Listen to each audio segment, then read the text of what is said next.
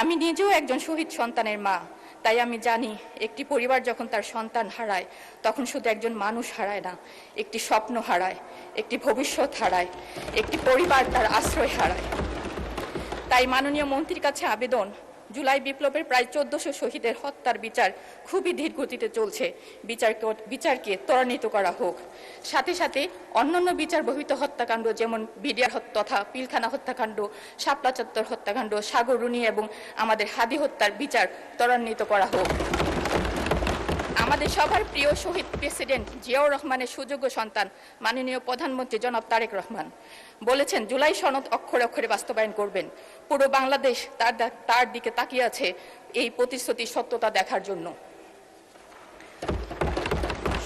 জাতিসংঘের হিসাব অনুযায়ী প্রায় 1400 শহীদ এর মধ্যে মাত্র 865 জন গ্যাজেটভুক্ত হয়েছে।